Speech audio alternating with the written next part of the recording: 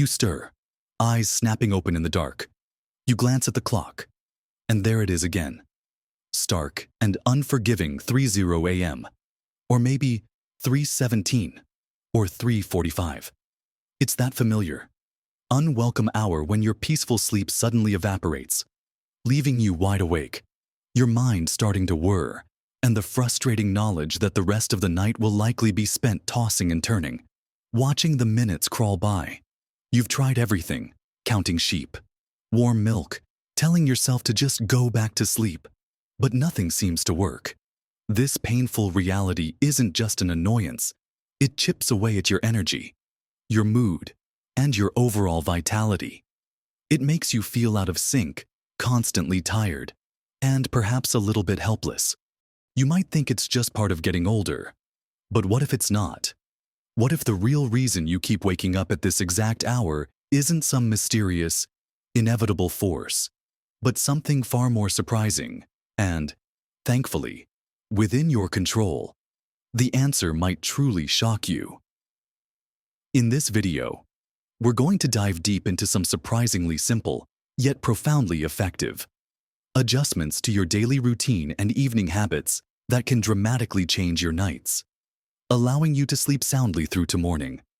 So stay with me, because watching to the very end will reveal something truly surprising that could finally give you back your peaceful, uninterrupted sleep. Let's begin our journey by looking at something profoundly important, something that silently dictates so much of our body's rhythm, even when we're not actively thinking about it: your blood sugar.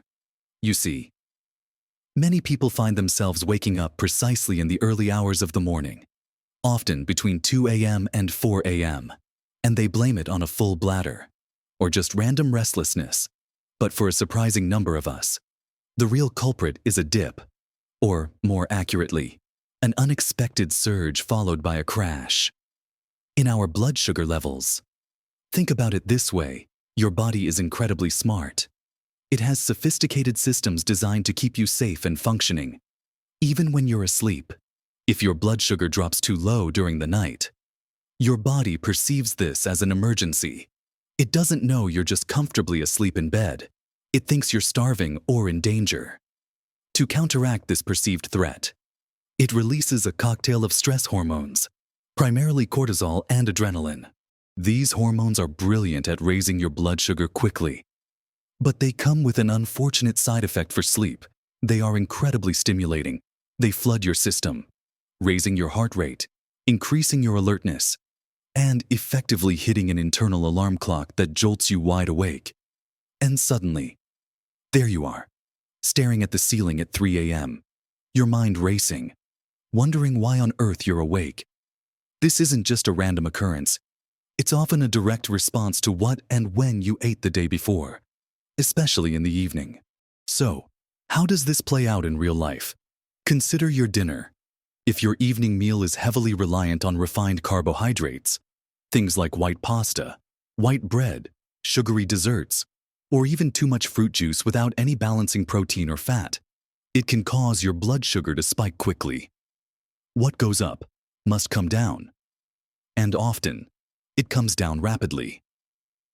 This rapid drop, occurring several hours after your meal, is precisely what can trigger that stress hormone release and wake you up.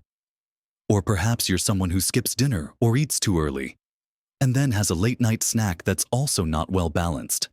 That small bowl of cereal, a piece of toast with jam, or even just some crackers can send your blood sugar on a roller coaster ride that ends with you awake in the middle of the night. It's a vicious cycle, because then you wake up tired, maybe grab something sugary for breakfast or during the day for a quick energy boost, and the whole cycle continues. The good news is, managing your blood sugar for better sleep is entirely within your grasp, and it doesn't require drastic deprivation. The key is balance and timing. First, focus on making your dinner a truly balanced meal. Think about including a good source of lean protein, maybe some baked chicken or fish, lentils, or a small portion of lean red meat. Pair that with plenty of non-starchy vegetables, broccoli, spinach, green beans, which are rich in fiber and help slow down sugar absorption. And include a source of healthy fats, like a drizzle of olive oil, a slice of avocado, or a few nuts or seeds. If you enjoy carbohydrates, choose complex ones in moderation, such as a small baked sweet potato, a handful of quinoa, or some brown rice. These release sugar much more slowly into your bloodstream, providing a steady supply of energy without the dramatic spikes and dips. For example, Sarah, a delightful woman in her late 60s, was a habitual 3 a.m. riser. She loved her evening routine of tea and 2 slices of white toast with jam. When she shifted her evening meal to include more protein and vegetables, and swapped her toast for a small handful of almonds and a few berries if she needed a pre-bed snack, she was astonished. Within a week, she found herself sleeping through the night, a peaceful rest she hadn't experienced in years. It wasn't about eating less. It was about eating smarter. Second, consider the timing of your last meal. Ideally, try to finish eating at least 2 to 3 hours before you plan to go to bed. This gives your body ample time to digest your food and allows your blood sugar to stabilize before you lie down for the night. If you eat a heavy meal right before bed, your body is still actively working on digestion, which can interfere with the deep, restorative sleep phases. Now, what if you genuinely feel hungry closer to bedtime instead of reaching for something sugary or carb-heavy? Opt for a small, balanced snack, a handful of nuts, a hard-boiled egg, or a slice of apple with a smear of nut butter can provide enough substance to prevent a blood sugar dip without overloading your digestive system. Remember, the goal isn't to starve yourself. It's to provide your body with consistent, stable energy throughout the night. It's truly amazing how profoundly a shift in your dinner plate can influence the quality of your sleep. Beyond what's on your plate, there's another critical area many of us overlook, especially as the evening winds down. And that's the subtle yet powerful influence of light and our pre-sleep activities.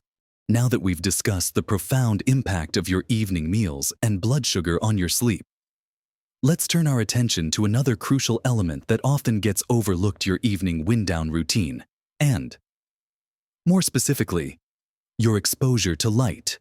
You see, our bodies operate on a powerful internal clock, known as the circadian rhythm, which largely dictates our sleep-wake cycle.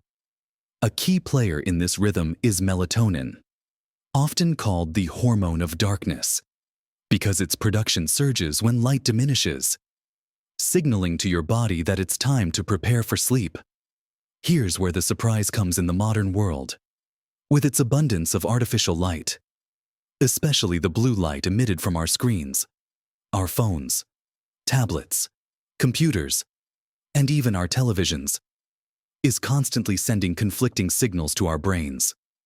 When you're scrolling on your phone or watching TV late into the evening, that blue light actively suppresses your body's natural melatonin production. It tricks your brain into thinking it's still daytime, making it much harder to fall asleep. And, more importantly, to stay asleep through the night. You might fall asleep eventually from sheer exhaustion, but the quality of that sleep is often compromised, leaving you more prone to those jarring 3 a.m. awakenings. So, what can you do? It's about creating a digital sunset and a calming transition from your active day to a restful night. Try to implement a strict rule for yourself at least 1 to 2 hours before you plan to go to bed. Put away all screens. This means no more checking emails, no more social media scrolling, no more binge watching your favorite show. It might feel strange at first, almost like you're disconnecting from the world. But the payoff for your sleep is immense. Instead, fill that time with truly calming activities. Pick up a physical book, yes, an actual paper book, and immerse yourself in a story. Listen to some soothing music, perhaps classical or ambient sounds. Engage in a quiet hobby, like knitting or drawing. Even a gentle stretching routine or some light yoga can signal to your body that it's time to relax.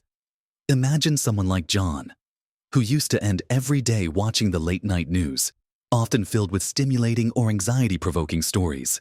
He found himself waking up at 3 a.m. with a mind full of worries. when he swapped the news for an audiobook or a simple crossword puzzle an hour before bed. He was amazed at how much calmer his mind was and how much more consistently he slept through the night. It's not just about what you avoid. It's about what you choose to fill that space with, creating a nurturing environment for your mind and body to unwind. Now, let's talk about something that often gets us out of bed in the middle of the night, sometimes more than once. And it's something we often try to manage by simply holding it or restricting fluids too much, which can lead to other health issues: frequent nighttime urination or nocturia. While it seems straightforward, you drink too much, you need to go. There's more to it, especially as we age. Our bodies become less efficient at concentrating urine, and our bladders may not hold as much. But what many people don't realize is that certain habits and choices significantly exacerbate this. The most common culprits are caffeine and alcohol in the late afternoon and evening. Both are diuretics, meaning they increase urine production, sending you to the bathroom more frequently, even hours after consumption. That evening, cup of tea or a glass of wine with dinner could be the very reason you're making multiple trips to the restroom throughout the night, disrupting your sleep each time. So, how can you manage this without dehydrating yourself? The key is front-loading your hydration. Drink the majority of your water and other fluids earlier in the day, from morning until early evening. Aim to taper off your fluid intake completely about 2 to 3 hours before your bedtime. This gives your body enough time to process the fluids you've consumed and excrete any excess before you settle down for the night. Another crucial step is to be mindful of those diuretic beverages. Try to enjoy your coffee or caffeinated tea in the morning, and limit alcohol consumption, especially close to bedtime. If you do choose to have an alcoholic drink, have it much earlier in the evening and pair it with an equal amount of water. For some individuals, particularly those who experience swelling in their legs or ankles during the day, elevating their legs for an hour or so in the evening can be incredibly helpful. This encourages the fluid that has accumulated in your lower extremities to re-enter your circulation and be processed by your kidneys earlier, reducing the amount of fluid that needs to be processed during the night when you're lying flat. Susan, for instance, used to wake up every 2 hours like clockwork to use the restroom. By simply shifting her main water intake to the morning and early afternoon, and switching her evening tea to a decaffeinated herbal blend, she saw her nighttime trips drastically reduce. It's about being strategic with your sips, not restricting your overall hydration. It's a powerful change that can lead to many more uninterrupted hours of sleep. But what about when your body isn't calling you, but your mind is that relentless churning of thoughts, worries, or even just random ideas that seem to come alive only in the quiet of 3 a.m.? You've managed your diet, dimmed the lights, and controlled your evening fluids. But still, at 3 a.m., your mind decides it's showtime. That relentless churning of thoughts, worries about tomorrow's to-do list, or simply an endless stream of random ideas that seem to spring to life only in the dead of night. This, my friends, brings us to perhaps one of the most common, yet often unaddressed, reasons for early morning awakenings: stress and anxiety. The surprising truth here is that while stress can keep you from falling asleep, it can also profoundly disrupt your sleep cycles, particularly in the later part of the night. Our stress hormone, cortisol, naturally begins to rise in the early morning hours, preparing us to wake up. But if you're chronically stressed or carrying a heavy load of anxiety, your cortisol levels can be persistently elevated, causing that morning surge to happen prematurely or with an intensity that jolts you awake. The quiet solitude of 3 a.m. becomes a megaphone for your worries, amplifying every little concern and making it impossible to drift back to sleep. Your brain needs a proper off-ramp from the day's stresses before it can truly embrace deep, restorative sleep. So, how do we tame this restless mind? It starts with incorporating stress reduction techniques, not just at bedtime, but throughout your day. Short, intentional bursts of mindfulness, Even just 5 minutes of deep breathing exercises where you focus on the sensation of your breath can make a huge difference. Practicing gentle stretching or light yoga during the day helps release physical tension that often accompanies mental stress. But for those specific 3 a.m. worries, a powerful tool is the brain dump. A few hours before bed, grab a journal or a piece of paper and write down everything that's on your mind. All your worries, your to-do list for tomorrow, any lingering thoughts, just get them out of your head and onto the paper. Once they're written down, you've essentially given your brain permission to let go of them for the night, knowing they'll be there waiting for you in the morning. Robert, a retired teacher, found his nights plagued by anxious thoughts about his schedule for the next day. He started keeping a small notebook by his armchair and, after dinner, he would meticulously list everything he needed to remember. He was skeptical at first, but within a week, he noticed his mind felt significantly lighter as he got into bed. And those 3 a.m. awakenings became a rare occurrence. Another powerful practice is gratitude. Before you fall asleep, spend a few moments reflecting on things you're grateful for.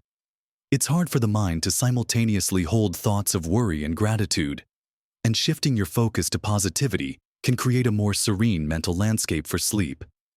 Gentle, moderate physical activity earlier in the day, like a leisurely walk in the park, can also help dissipate accumulated stress.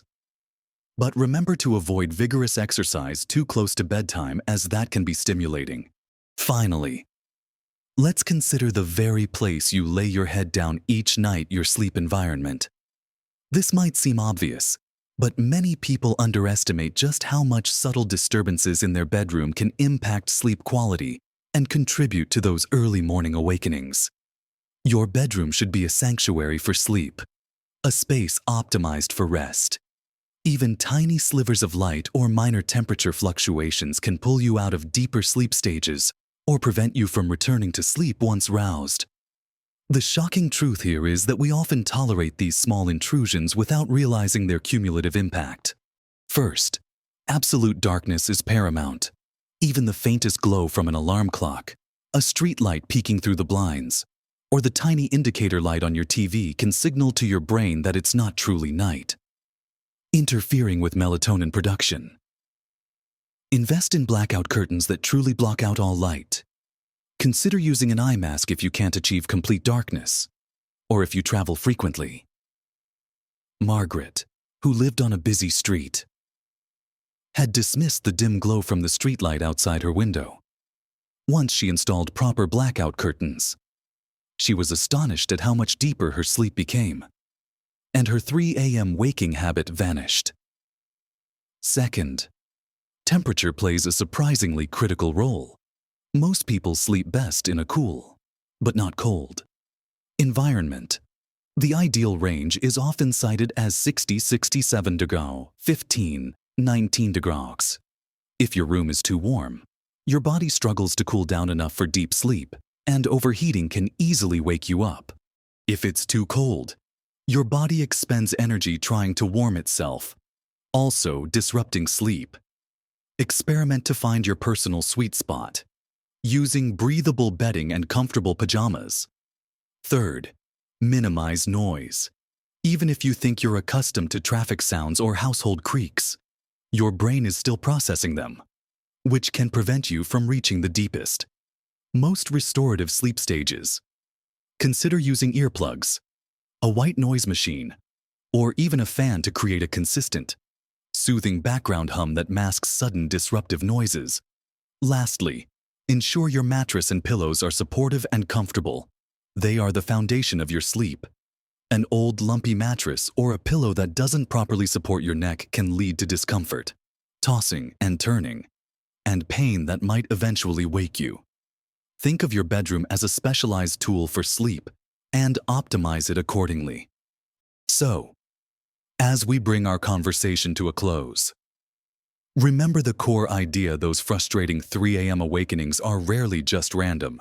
They are often your body's subtle, or sometimes not so subtle, way of telling you that something in your daily rhythm needs a little fine-tuning.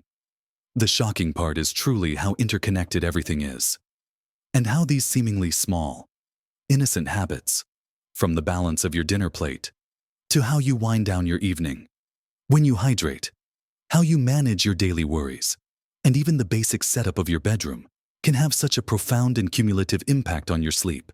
We've explored the power of stabilizing your blood sugar with balanced evening meals, creating a calming digital sunset and evening routine away from screens, thoughtfully managing your hydration to reduce nighttime trips to the bathroom, actively taming your mind by processing worries before bed, and finally, optimizing your bedroom into a true sanctuary of darkness, coolness, and quiet.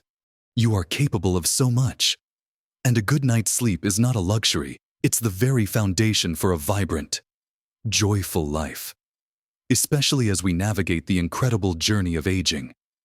Remember, dear friends, small, consistent changes truly can make a monumental difference to your sleep, your energy, and your overall happiness.